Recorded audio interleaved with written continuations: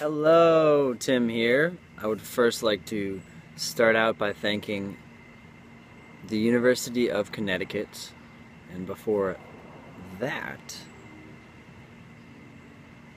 the University of New Hampshire for giving me a degree and a successful life.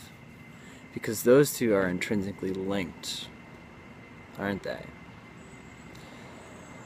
I would like to thank these institutions for giving me the invaluable skill sets of binge drinking,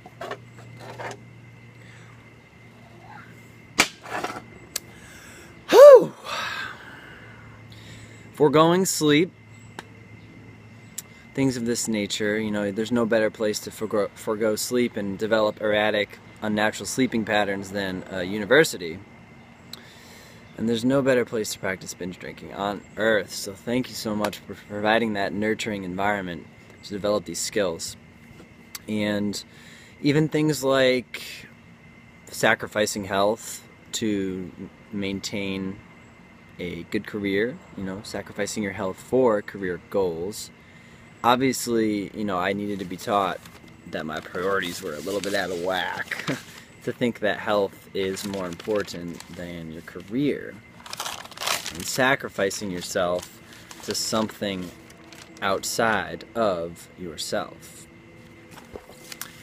And I just left with the very important perspective on life that it's better to experience indirectly the world through a classroom than it is to go out and live your life on the ground in the world, experiencing it directly through experiential development. So, schoolwork, knowledge from a book smarts is way better than being street smart, understanding how the world works and how you relate to it directly. Because, you know, social norms never become outdated, they never become obsolete. We should never criticize them or judge them in the day and age that they exist, because that would be blasphemous. I mean, we continue to do all of the past social norms that we used to. You know, because today we still shoot punt guns that shoot little pieces of shrapnel into the flocks of birds, you know, just because they're unsightly. We still do that. We still put Africans on ships, bring them over to the homeland, and force them in unnatural, inhumane conditions to work their entire lives for no pay to support our economy. We still do that. We still subject women to the 1950s ideals of being the housewife while the man's a provider. We don't step outside of that even today. These things are timeless. You know, cigarettes are healthy. You know, what's your number one doctor recommended cigarette that you use? You know, evil spirits cause disease, and that's how disease should be treated accordingly.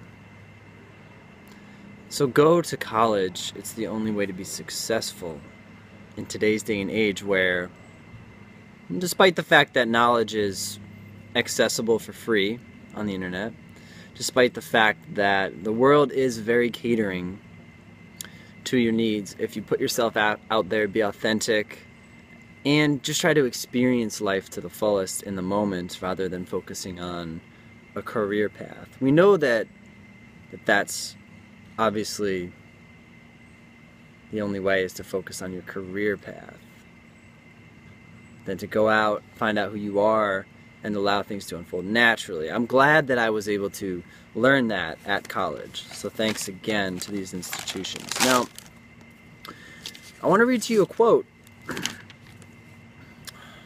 This is from the book She Manners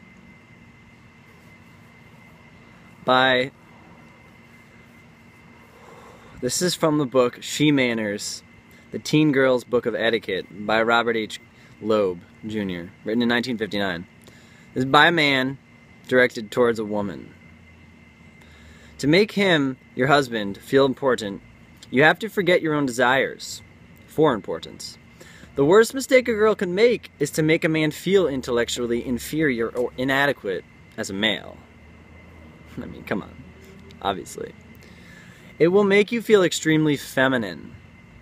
So, stroking your man's ego is going to make you feel feminine. That's the way to relate to your environment and to the people around you in this world. That's a belief we still hold. We shouldn't criticize that. I mean, we never let that one go by the wayside, so what's to think that any of the social norms we subject ourselves to now are ever going to be considered ludicrous later on? And may in fact not be the only way of doing things. Why would we ever believe that? I mean, even, the things we do now, giving respect to people in a high rank who otherwise wouldn't deserve it. That women should sacrifice their name for marriage, that you have to buy an expensive bloody diamond ring, or else you're not really engaged. I mean, that it's okay to commit genocide against sentient beings for food. I mean, all these social norms, we should not criticize any of these. Definitely not. They're going to remain timeless, I think. You dig it? Thumbs up if you went to college, baby. Double. Oh! Almost gonna get that one down. I won't keep you here too long because I'm getting a little tired from those erratic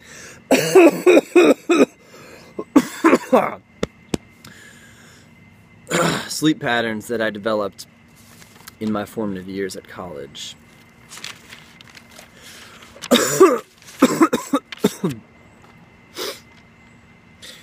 So I think that pretty much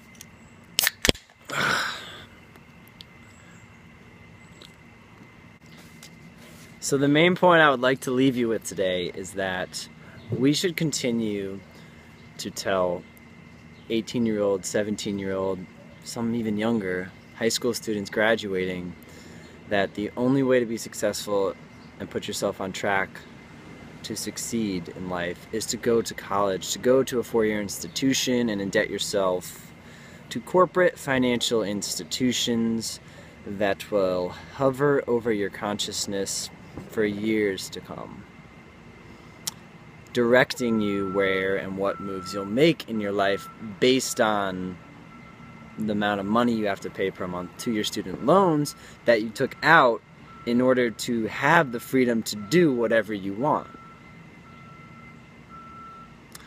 Because I believe we should convince young people that they must surrender their freedom to financial institutions. And I think that going to college is a social norm that will continue to be applicable and appropriate for all of eternity. I mean, just like all the social norms we went over earlier. So, thank you so much for listening. Give this a thumbs up if you believe that every student should go to college because that's the only way to live the modern American dream. Peace.